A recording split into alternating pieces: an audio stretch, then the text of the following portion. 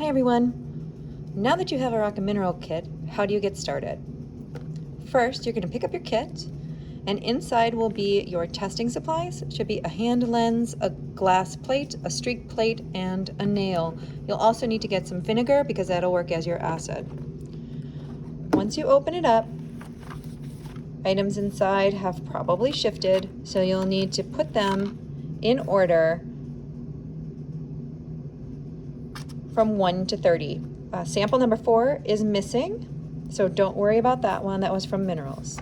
Now notice you also have a packing slip. It does warn you that there are some hazardous materials because rocks and minerals can have things like lead and sulfur. And minerals 1 through 5 are samples number 1 through 15. Igneous rocks are 16 through 20. Sedimentary rocks are 21 through 25. Metamorphic rocks are 26 through 30.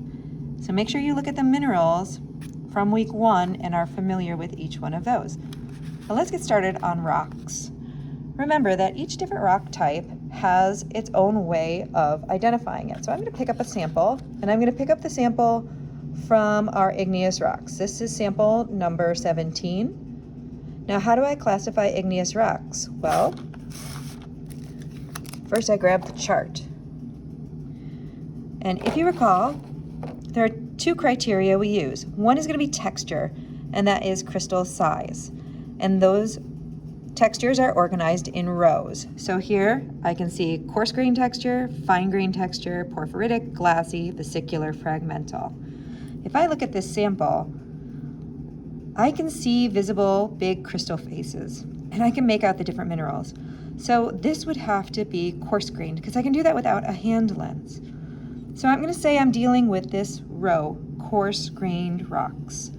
Now, which column should I be in? That is chemical composition or mineralogy.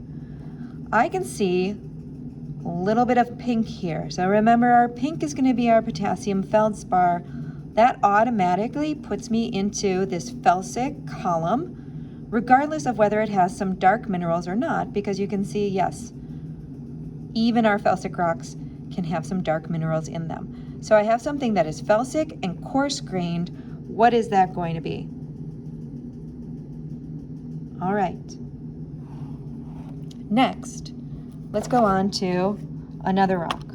Let's go into our sedimentary rocks. And again, ask yourself, how do I classify these? And the best way to start is to go back to your chart.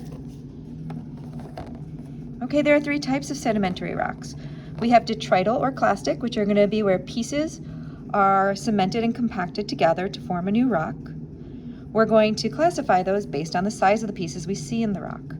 We also have our chemicals, and within those we can have our simply crystalline or our biochemical rocks. And if we look at those, they are first classified by their composition or their mineralogy. Most of our chemical sedimentary rocks are going to be limestones. So how do you find out which ones they are? Well, hint, you may need a little bit of vinegar instead of the HCl. Next, you're going to then look at the distinctive properties, which sometimes we refer to those also as texture. So let's pick up one of those. I'm going to go with this sample number 22. When I touch it, it feels pretty much like sandpaper. And if I look at it with a hand lens, or even look in the container to see if little particles have fallen off, that's going to give me a clue that I'm dealing with a clastic sedimentary rock. So I'm going to be over on this side. Now I have to decide what is the size of the largest particle in there. If there's gravel, more than 2 millimeters, then it will either be a conglomerate or a breccia. Round pieces make it a conglomerate. If they look like sand, it will be a sandstone, and you don't have to distinguish between arkose and graywacke here. The only one you'll get in your box is quartz sandstone. If the particle size is smaller than that, and it almost looks like mud, it's going to be either the siltstone down here, or it's going to be a shale. Now you really cannot tell the difference with these with your naked eye. And it takes a little bit of practice. So the only one we've given you in your box is a shale. Now, what do I do if I think that it's a chemical sedimentary rock? Well, first I'm going to test to see what mineralogy I think it is. If it effervesces, it's going to be one of the calcites. And then I'm going to see, does it have a crystalline appearance where it might be a crystalline limestone? Does it have visible shells that are all one right on top of each other? That would be a coquina. Does it have various size shells that are stuck into a matrix? That would be fossiliferous limestone. Or are there microscopic particles and it still fizzes, and that's a chalk? If you have faint layering, that could be the travertine. If it is made of quartz, and how would I know that? Well, 1, it would not effervesce, and 2, it might scratch glass. Then you'll be dealing with a chert or a flint, depending, or even an agate, but depending on the color. Okay, cherts are usually lighter colored, flints are dark, and then the agate has more of a banded appearance.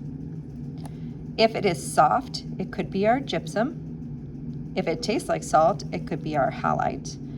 And if it feels like it's made of plant material, extremely light, and rubs off in your hands, it may be our coal. All right, so our last category of rock will be our metamorphics. And I love metamorphics. They're pretty straightforward, even though this chart looks so complex. The first question you're going to ask is, does it look foliated or non-foliated? So let me pick up a sample. This is 26. Looks mostly one color, and I see these big crystal faces, like big interlocking crystals. So what do you think? Foliated or non-foliated? To me, I'm thinking I might start with the assumption that it's non-foliated. And you're only going to get the option between 2, marble or quartzite. So once again, think about the tests you could do to distinguish those. If it's quartzite, you could use a test that identifies quartz. If it's marble, you could use a test that identifies limestone. And again, their limestones are made out of calcite. Big clue there. If you're in the foliated category, it's going to be one of these. And we are not giving you the migmatite. So it's going to be one of these 4 rocks. So how do I tell? Well, I'm going to look for signs of foliation. If it is hardly foliated, it's going to be slate, which looks very much like its parent rock, shale. If I see that I have banding of dark and light minerals, it could be a gneiss, which for us is going to be the highest grade of metamorphism that we'll encounter. So let me pick up another sample, 30. What do you think? Do you see banding? Dark and light minerals?